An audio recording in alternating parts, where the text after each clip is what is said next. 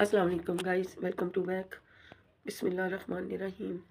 हम वापस आ गए हैं आपके लिए एक न्यू रेसिपी लेकर। जैसा कि आप लोग देख रहे हैं, मैंने अभी तकरीबन कप और 1 कप यानी 1.5 कप मैंने पानी डाल के बॉयल होने के लिए रख दिया था, और उसमें 3 ग्रीन इलायची यानी छोटी इलायची मुँह खोलकर वो भी डाल देंगे और उसे पकने के लिए रख देंगे, जैसा कि अभी मैंने आपको दिखाया था। और यहाँ हम तकरीबन 1 प्याले के करीब आलू बुखारा ले लिया था, हाफ़ कप के करीब बादाम ले लिए थे, और हमने इसे धो कर साफ़ सुथरा करके रख दिया था, क्योंकि ये मैंने पिछले साल कोयटा से मंगवाया था आलू बुखारा, तो ये फ्रीज़ किया हुआ था। अब हम इस पानी को अच्छे से पकने देंगे और फिर उसमें हम आलू बुखारे डाल देंगे। अभी हम यहाँ पे देख सकते हैं इलायचियाँ डालकर पानी बॉयल कर रहे हैं, और अब हम इसमें आलू बुखारे शामिल कर देंगे। तब तक इसको पकने देंगे जब तक ये आलू बुखारे फूल नहीं जाते। और गाइस, प्लीज़ दुआ कीजिएगा, अल्लाह पाक मेरे वाले साहब की मग़फ़िरत करें, और पीछे जितने भी लोग हैं उन्हें सब्र करने की तौफ़ीक अता करें। सब्र तो आते आते ही आता है, बस अल्लाह पाक देने वाला है सब्र। और जैसा कि मैं पिछले 4-5 दिन से रो रही हूँ, मुझे 1 मिनट भी सब्र नहीं आ रहा था, तो अल्लाह ताला ने खुद ब खुद इतनी हिम्मत दे दी कि मैं दूसरे कामों में जुटी रहूं और रोना-धोना ना करूं। जबकि मरने वालों के साथ जब जो रोते हैं, फिर वो उन्हें मिलते भी नहीं, दिखाई भी नहीं, ख्वाबों में देते। बस यही सोच के दिल को कुछ तसल्ली की है। और जब बाहर के दुनिया के हालात देखती हूँ तो इबरत होती है कि अभी गुल प्लाज़ा में भी बहुत बड़ा सानिया हुआ है। अल्लाह पाक उन्हें सब्र करने की तौफ़ीक अता करे, और जो शहीद हो गए उन्हें अल्लाह पाक जन्नतुल फिरदौस में आला मुकाम अता करे। लोगों के कारोबार रुल गए, बस अल्लाह सबको सब्र दे। करोड़ों रुपए, अरबों खरबों के कारोबार रुल गए, बस अल्लाह पाक उन्हें सब्र करने की तौफ़ीक अता करे। अब यहाँ पे हमारे आलू बुखारे खूब पक रहे हैं। मैंने तकरीबन इसे आधा पौन घंटा पकाया था, और अब हम इसमें 1 छोटी प्याली चीनी भी शामिल करेंगे, और जब तक कि ये फूल जाए इसे पकने देंगे। और इसमें जो स्पाइसेस जाएँगे उनमें हाफ़ चम्मच रेड चिली पाउडर, हाफ़ चम्मच से भी कम नमक, और धनिया पाउडर हाफ़ चम्मच, और हाफ़ चम्मच हल्दी।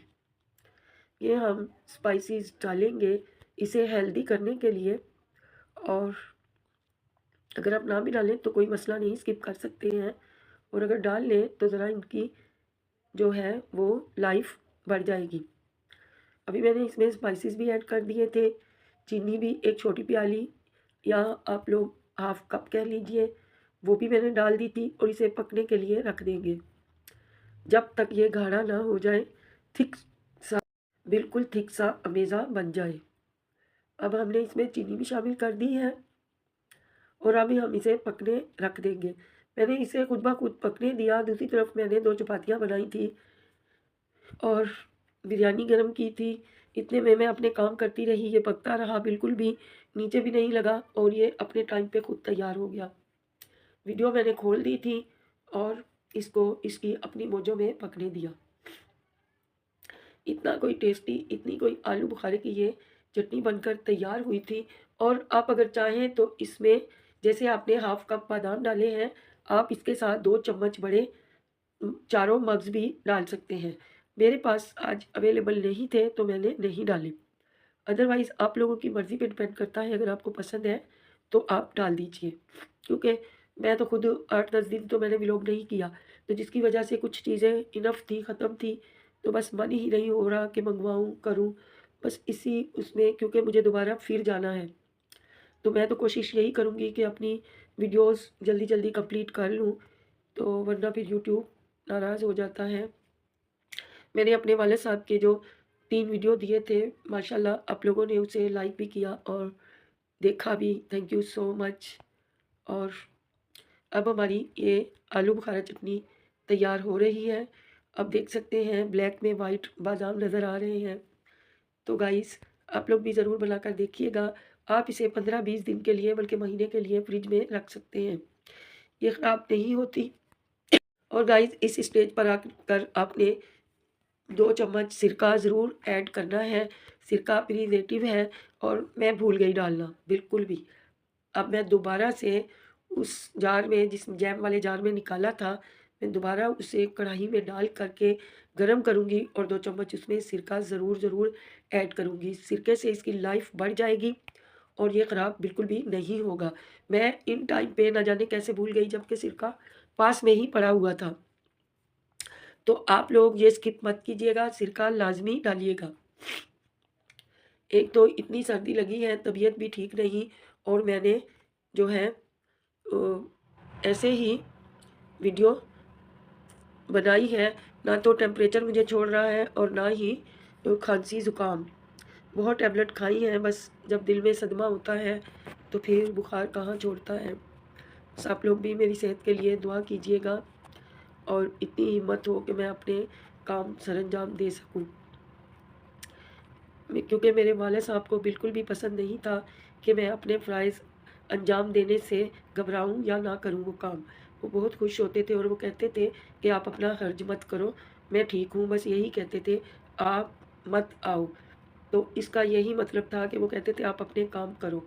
ये हमेशा मेरे वाले साहब की मेरे लिए नसीहत होती थी कि आप अपने काम में जुटे रहो।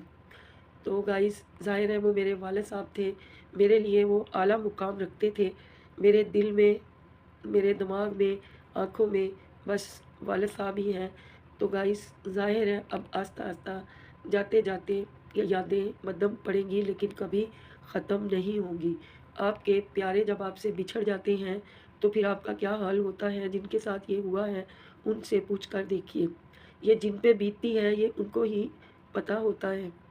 तो मेरी तो अल्लाह से दुआ है कि अल्लाह पाक सब्र दे और सब्र करने की तौफ़ीक अता करे।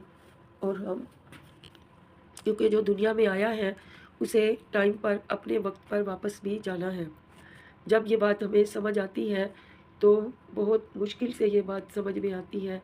अगर इतनी जल्दी बात समझ में आ जाए तो हम अपने प्यारों के लिए कभी भी ना रोएं। तो गाइस अल्लाह पाक बेहतर करे, अल्लाह पाक बेहतर करने वाला है। यहाँ पे हमारी आलू बुखारे की और बादाम की चटनी हो चुकी है। अब हम इसे डिश आउट करेंगे। अब देख सकते हैं शीरा इसका खुद ब खुद बन गया था। मेरा कोई कमाल नहीं, बाज़ दफ़ा मैंने आते जाते चम्मच चलाया, अदरवाइज़ ये खुद ही तैयार हो गई, कोई इसमें मेहनत नहीं लगी। आप लोग थोड़ा-सा 3-4 पिंच फूड कलर लाज़मी शामिल कीजिएगा। ये मैं अपने बाउल में इसे डिश आउट कर रही हूँ। थोड़ा-सा ये रूम टेम्परेचर पे आएगा तो मैं इसे जार में भर लूँगी। मैंने बहुत ज़्यादा नहीं बनाई थी, जितने खाने वाले हैं चीज़ भी उतनी ही होनी चाहिए, तो बस इतनी बनाई थी कि एक जैम की शीशी भर जाए। ख़त्म होगी फिर बना लूँगी, और बच्चे पता नहीं ये पसंद करेंगे या नहीं। मैंने बना ली, चले मैंने कहा कोई बात नहीं, अपने व्यूअर्स से ये मैं रेसिपी भी शेयर करती हूँ, क्योंकि मैंने कल भी रेसिपी कोई नहीं दी थी। बहुत दिनों से सिर्फ़ यही 2-3 रेसिपियाँ की हैं। तो चलिए अल्लाह पाक मुसब्बिबुल असबाब है। अल्लाह पाक सबके लिए आसानियाँ पैदा करे और मेरे लिए भी अल्लाह पाक आसानियाँ पैदा करे और मेरे वालिद साहब को या अल्लाह जन्नतुल फिरदौस में आला मुकाम अता करना। आप देख सकते हैं ये काले-काले आलू बुखारे और वाइट बादाम बहुत मज़े की थी। मैंने चख कर देखी थी और मुझे काफ़ी ज़्यादा अच्छी लगी। तो मैंने इसे कटलेट्स जो बनाए थे दिन को, अभी उससे लगा के खाकर चेक की थी, बहुत मज़े की थी। उम्मीद करती हूँ आप लोगों को भी बहुत अच्छी लगी होगी और इंशाल्लाह मैं आपके लिए रेसिपी लेकर आती रहूँगी। थोड़ा सदमे में हूँ, जाते-जाते ही ये सदमा कम होगा। इंशाल्लाह मैं रेसिपीज़ बनाती रहूँगी और एक दिन जब मैं अरूज पर पहुँचूँगी तो इंशाल्लाह मेरे वालिद साहब की रूह को बहुत खुशी महसूस होगी, क्योंकि मैं उनकी वो कामयाब बेटी हूँ कि जिसने जिस बात की ठानी है वो करके दिखाया है। तो इसी तरह मैं इंशाअल्लाह ताला आपके लिए अच्छी-अच्छी रेसिपीज़ लेकर आती रहूँगी। अब पसंद करना आपकी काम है। और गाइस प्लीज़ मेरे चैनल को सब्सक्राइब कीजिएगा, लाइक करना मत भूलिएगा और आप ये आलू बुखारे की सिंपल सी चटनी ज़रूर ट्राई कीजिएगा। रमज़ान सर पर है और इंशाअल्लाह ये चटनियाँ रमज़ान में काम आने वाली हैं। हाजमे के लिए भी बहुत अच्छी है और हेल्थ के पॉइंट ऑफ व्यू से भी आलू बुखारा बहुत अच्छा है। कहा जाता है ठंडा है, मैदे की गरमाइश वाले ये ज़रूर खाएं, क्योंकि मैदे के लिए आलू बुखारा अक्सीर चीज़ है। आप लोग प्लीज़ गाइस ये ज़रूर बनाइएगा और बताइएगा आपको ये कैसी लगी, क्योंकि मैदे के लिए ये बहुत ही कोई अच्छी चीज़ है, ठंडी है, इसकी तासीर भी ठंडी है और बहुत मज़े की है। मैं इंशाल्लाह आपके लिए अच्छी अच्छी रेसिपी लेकर आती रहूँगी। आप लोग खाली प्लीज़ प्लीज़ प्लीज़ सब्सक्राइब कीजिएगा, लाइक कीजिएगा और मिलते हैं कल। अल्लाह हाफ़िज़।